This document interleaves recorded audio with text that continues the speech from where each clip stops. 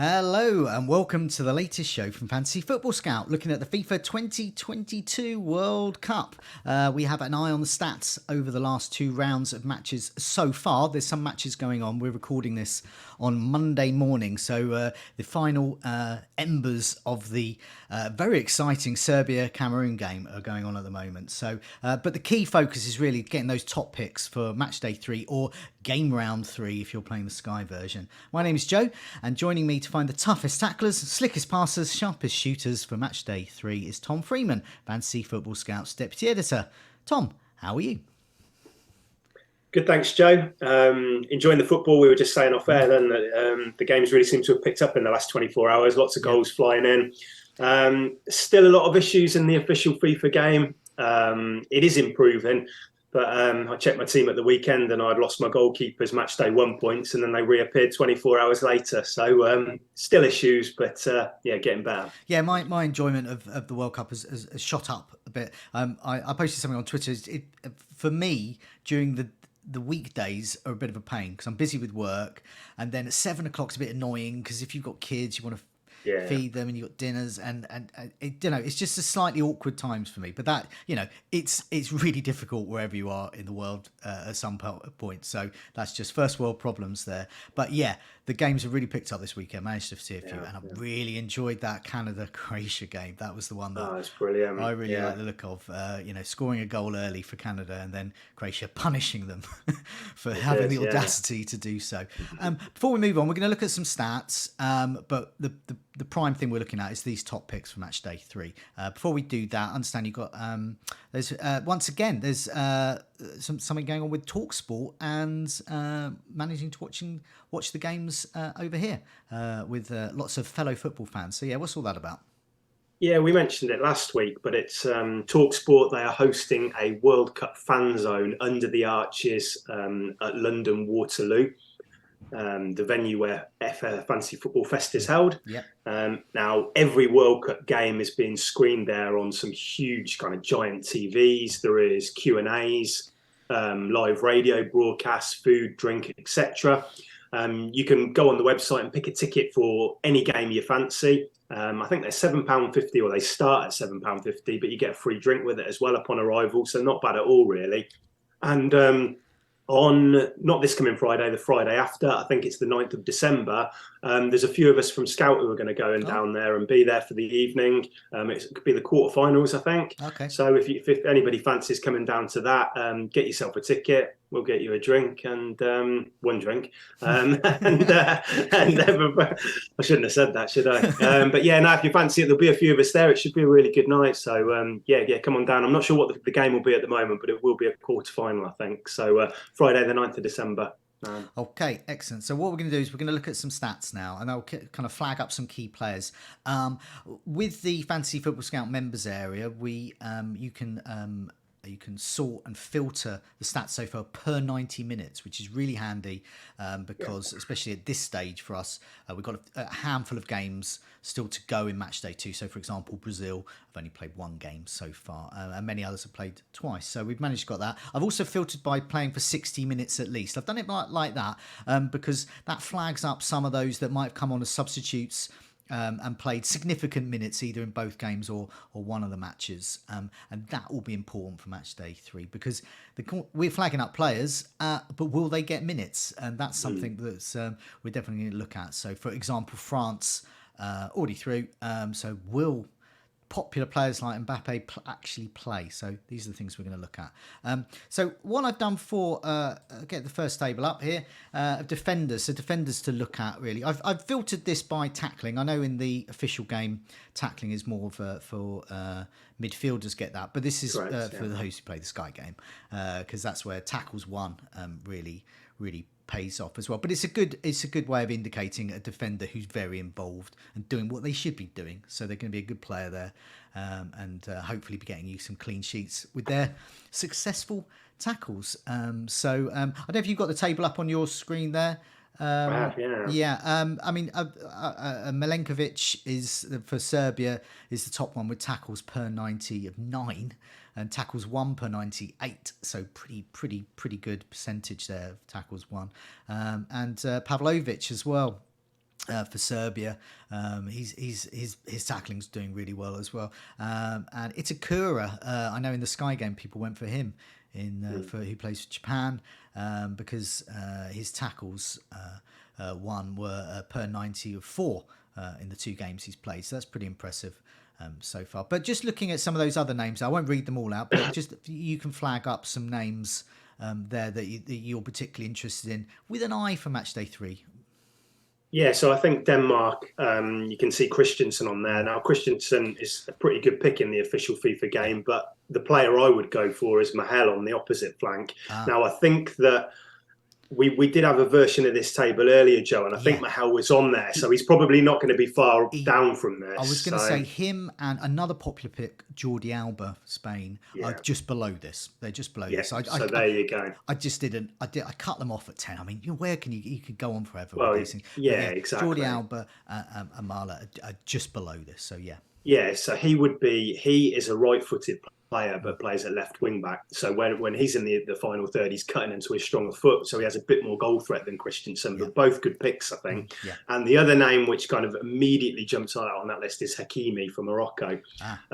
Morocco have kept 2 clean sheets so far in both games against Croatia and Belgium. Now I was covering the game for Scout yesterday, and I actually realised that since the new manager took charge in September, they've played 6 games, they've kept a clean sheet in every single game under their new manager so far. So they flied under the radar a little bit, and I think surprised a few people, but they look really organised. And Hakimi is that attacking fullback. He is managing a thigh injury, so I think we need to monitor that. But he started yesterday. I think he played 60 odd minutes, and he could be a really good pick for that match day 3 if he's starting. We should see the team sheets. It's the first game on the Thursday. We'll look at the fixtures in a sec. Really home in on those key picks, really. But playing Canada, who have surprised me and probably surprised other people. They're actually good. Very good side, very good attacking side. But they're like you say, Joe, they're a good attacking side, so that gives up space, as we saw from Croatia on the counter attack yesterday. They tore them apart, didn't they? So a player like Hakimi, getting forward in the final 30 could be a decent pick. You expect them to they might concede in that one, but goals and assists could be on the cards. Right. Okay, I've got my eye on that. In the Sky game, we can make transfers right up until the first deadline. So I don't know if that's the same case with the official game. So, Hakimi, first player on my radar there. Let's move on to midfielders. So I've sorted this by successful passes. So that's obviously a criterion in a lot of formats of the game, the official game and Sky. But also chances created as well, or key passes in old-fashioned money. And once again, these are per 90. No surprise, Spain. Spain midfielders, what are they famous for? Lots of successful passing. So Rodri and Pedri right up there as the most successful passes per 90 so far. Busquets as well is there. But further down, we've got, likes of Rice, Bellingham for England, Bentancur for Uruguay, Pereira, Portugal. In fact, Portugal, very similar to Spain, lots and lots of passes in midfield. Bernardo Silva looking good, and Neves for Portugal, and Tucamini for France. So I don't know whether the French players are going to. The French players, I'm reluctant to promote because I don't know whether they're going to play.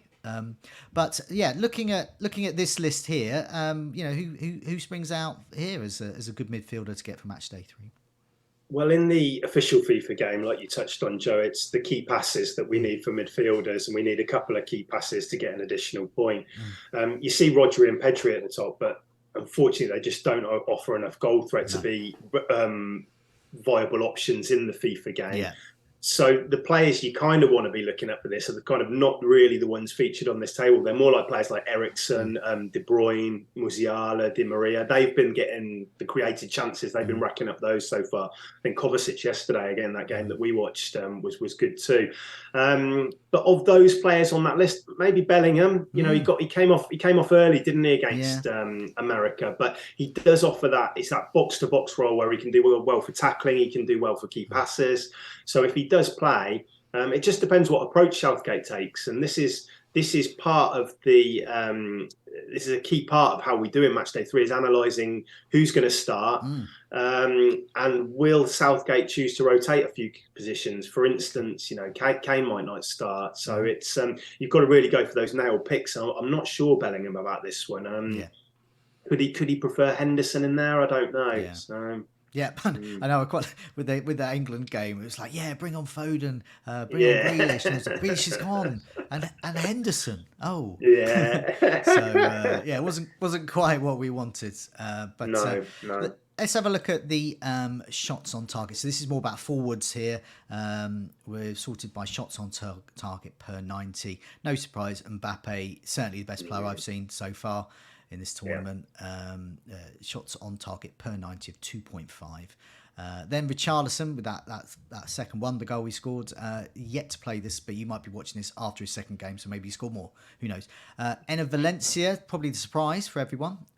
Is next up there. Shots on target per 90 of 2.24. So it's not just the extra points you get for shots on target, but also the fact that they're in a position to score, which is what you want. Rafinha from Brazil, Ronaldo. I haven't not.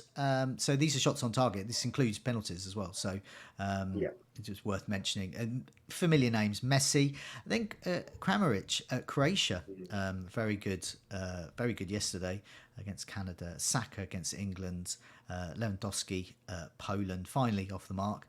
And then Martin at Mexico. So they're the ones there. So out of this lot here, I mean, you would assume a lot of them are sort of talisman for their sides, but at the same time, this might be an opportunity to rest them. You would imagine their squads could handle that. I mean, who do you like the look of out of these forwards? It's difficult, isn't it? Because Mbappe, like you just said, Joe, he's been the best player in the tournament so far. But France are pretty much assured of top spot. Yeah. So they could quite easily go into that fixture with, Thuram and Coman up front instead, and probably still get the job done. So that feels like a bit risky. I think it might be safest in the official FIFA game to leave him in, and then you can use a transfer once the team sheets are out, because you don't want to kind of not have him if he is playing, but you want that flexibility. Richarlison, let's see how he goes tonight. No Neymar now, so expecting Paqueta to maybe come in. That could be an interesting one. Ronaldo and Messi, I don't think we need to say much about them. If there's obviously for Messi, there's definitely something to play for in match day 3. So he's going to be a lot. Ronaldo, Portugal won the first game. Let's see how they get on today and the permutations of that.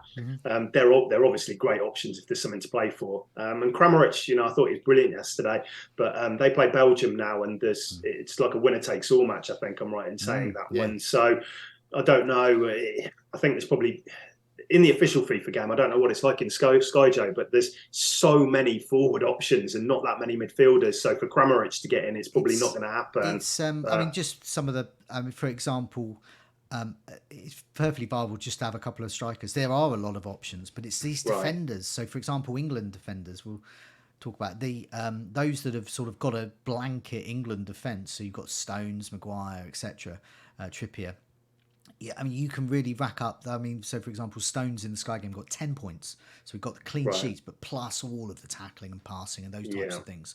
And so in the Sky game, it's a real mixture. Yeah, there's a lot of striking, but there's loads of defenders I want as well. Because it is different to the FIFA game, because in the FIFA game you want to go for those big hitters up front. You want Messi, you want Mbappe, you want Neymar when he's fit. So for a player like Kramaric to kind of force his way in, probably isn't going to happen. There is some other mid-price picks that I do like though, which we'll touch on when we go through the fixtures. Okay, well let's go through the fixtures. Let's go day by day. We've got Tuesday, the 29th of November. Handy reminders just come up on screen for me to say. Do press that like button. Do press subscribe as well. Do tell your friends, and do especially for all the World Cup videos and podcasts we've got. But also, come Boxing Day, we've got loads and loads of FPL coverage coming up. So just ahead of that. So that's back again. So we'll get to pick some of these players again, and some of those that haven't gone, like Salah and Robertson and so on. Tuesday, Ecuador against Senegal, Netherlands against Qatar, Iran against United States, and then Wales against England. Out of all of these,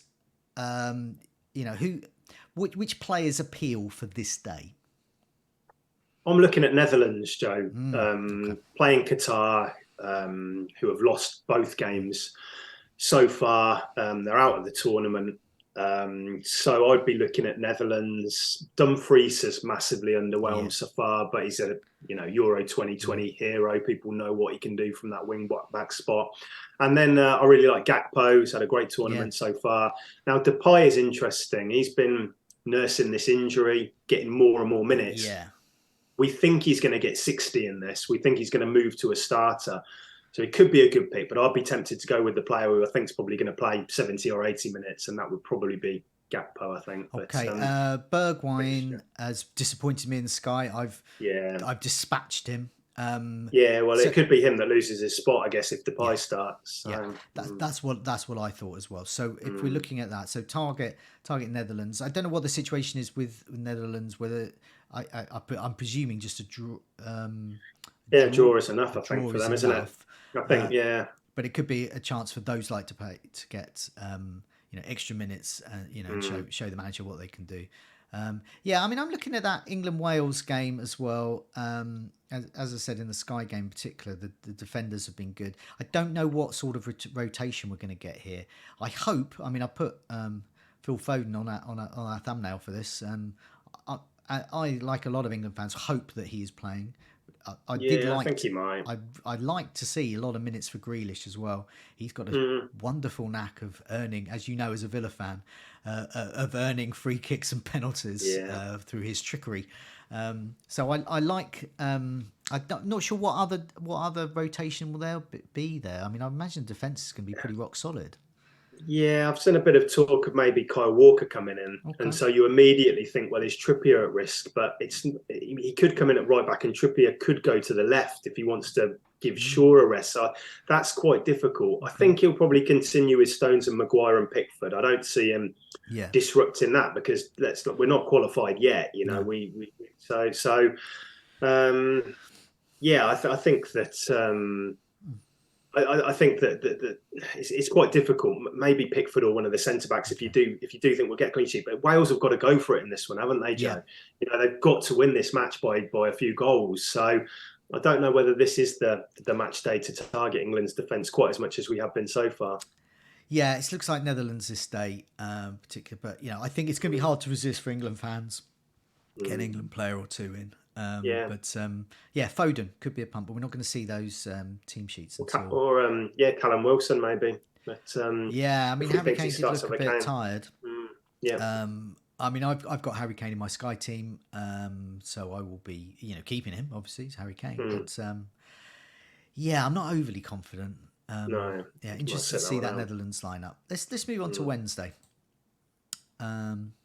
So Wednesday we've got Australia against Denmark, Tunisia against France, Saudi Arabia against Mexico, Poland against Argentina. Absolute must-win game for Argentina. As you said, Messi's... that's a lock. You just have Messi. That's just... What other Argentina players do you think we should be getting? I like Di Maria. He's the creator in that team, and I think he would be the one that I've gone in each match day with so far. I like that double up, and like you say, Jay, it's a massive game for them. They have to get something out of it. He's in my team already. I'm keeping him. Yeah. So then looking at the other fixtures on that day, France are difficult ones because, like we said, they're qualified, but that could bring players like Coman and Saliba, who hasn't played so much at the back. So that might be a good chance to get some really good differentials in who are really low owned if you think they're going to start. And then Denmark, obviously, good fixture against Australia. So Mahel and Eriksson. Yeah. And even Mexico. I kind of... Saudi Arabia were really good in the first match against Argentina, but they had a really high defensive line and they pressed really high up. Yeah. And a bit like Canada, I like teams who do that because then it creates opportunity. It's like Leeds in the Premier League. They're an attacking team. They're always going to get bodies forward. I've got Zielinski and Lewandowski in for that fixture at the weekend, and they both did well. So going for somebody like Lozano or something at Mexico this week, that could be a nice little pick. I like the Denmark fixture as well. Against Australia. Australia, once again, they're not, they're a good side. I think, all the so-called minnows, only really Qatar, I've been sort of perhaps they on footballing terms shouldn't be there. But everyone else has been really good sides actually. But yeah, Right. Australia good, and Denmark. So yeah, those Danish defenders I like the look of here. You mentioned Marla as well. I think he would be the pick. I think for me for defenders this day. Yeah, great. But yeah, interesting what you say about those differentials at France. And of course, what Mexico's attackers could do. So yeah, very interesting. Let's move on to Thursday. Canada against Morocco. Morocco, who's the clean sheet specialists that we didn't know were clean sheet specialists, but now we do. No. Croatia against Belgium, absolute must win. Croatia look the favourites to me in that one. Costa Rica against Germany, must win for Germany, I presume. Yeah, absolutely. Absolute must win. But Costa Rica, another side that perhaps thought would be minnows, and perhaps they've got something else to them. Calvo there was in our match day 3 defenders with his tackling, so he'll have to be on good form. And Japan against Spain, so lot of Premier League interest there, particularly my team Brighton with Matoma. And quite a few familiar names in that Japan squad. And against Spain, let's just go for Spain first, because Spain will be popular as ever. A lot of goals, a lot of passing, that type of thing in them. But who do you think would play? Morata, could he be a good shout for this? Yeah, I think he could be, Joe. Yeah, he's been on the bench for the first 2 matches, but he's come on in both games and scored. So you've got to think he's going to be pushing for a start now. So I think, Morata. They still need a point from this Spain to guarantee to qualification. So they're not going to rotate too much, but I can see Morata coming in. And Germany above them as well. Obviously, that's a must-win game. Yeah. And their subs made a real impact against Spain.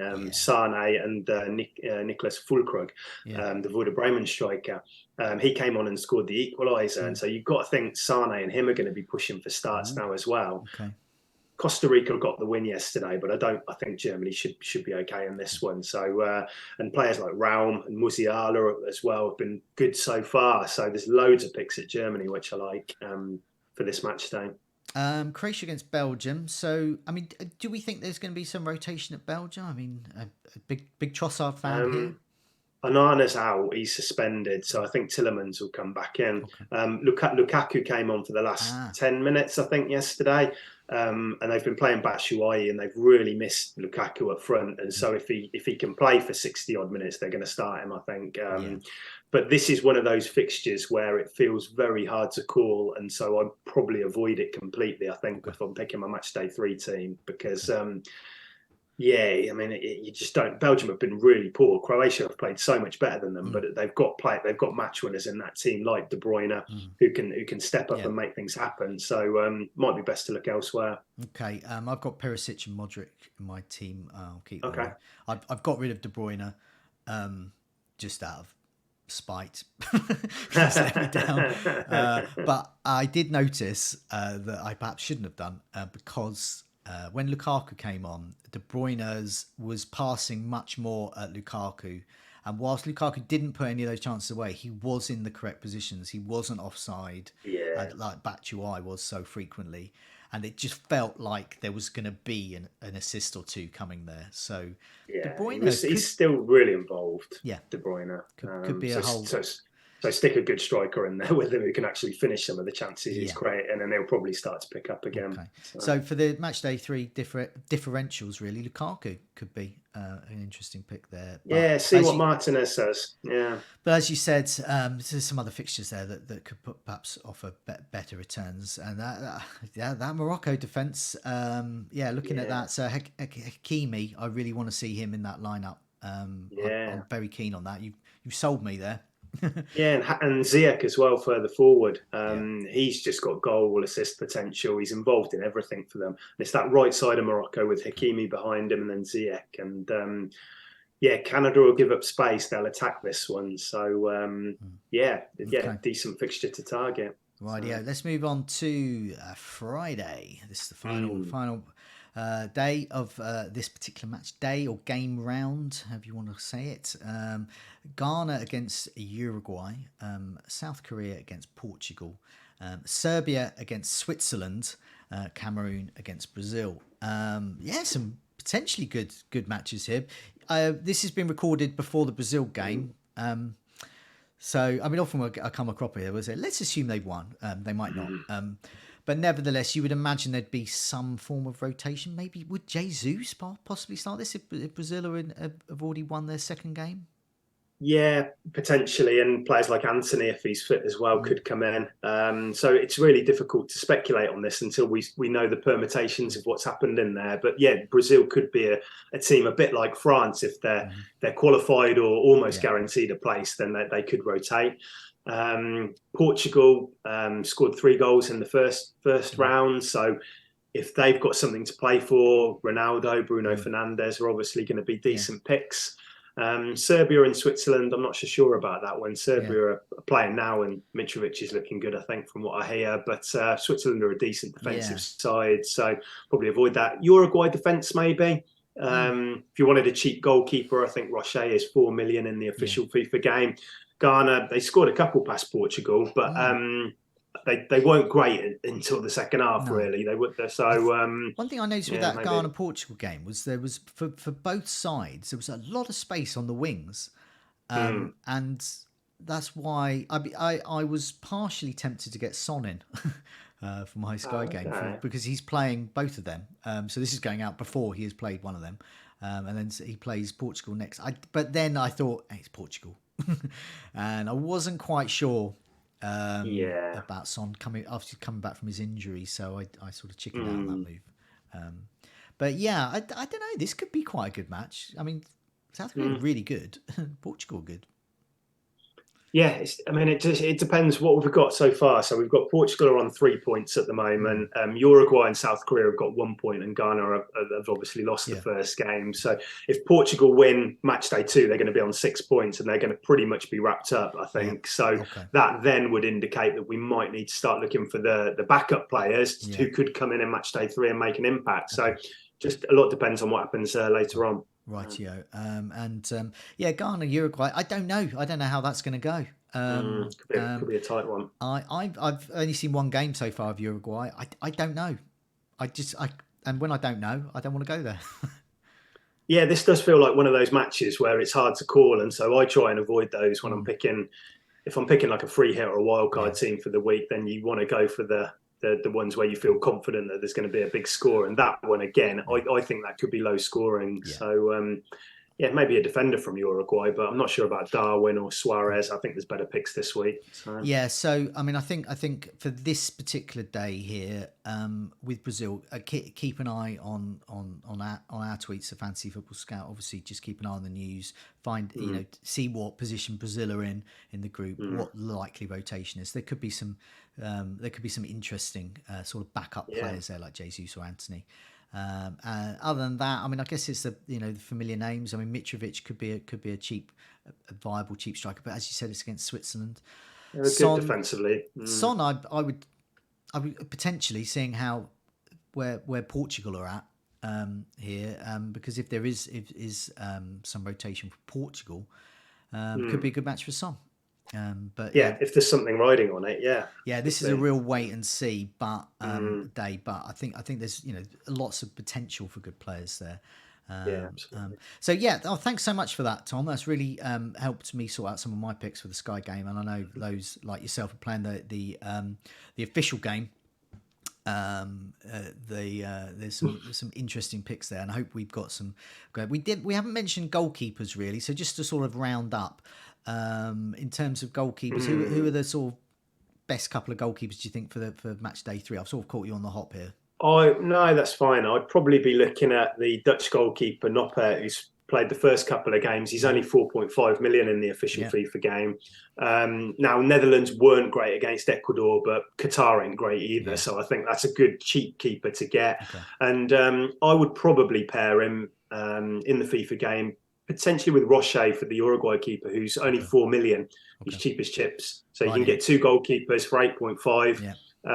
push your budget into that attack where you want to be getting Messi and the big hitters. So that's what I would do. And with the Sky game, the Dutch keeper looks good, but especially against Qatar. But we'll see the lineup. So if there is any rotation there, we'll better see that in the Sky game, and adjust accordingly if we're up in time. And Tom, thanks so much for that. We will be back soon. There's lots of other videos as well and podcasts from Fantasy Football Scout looking at these things. Obviously, our one has an eye on the stats, but what you all want to know is which players you bring in. So hopefully we have help there. Tom, thanks a lot for your time and good luck with your match day 3. Cheers, Joe. See you soon.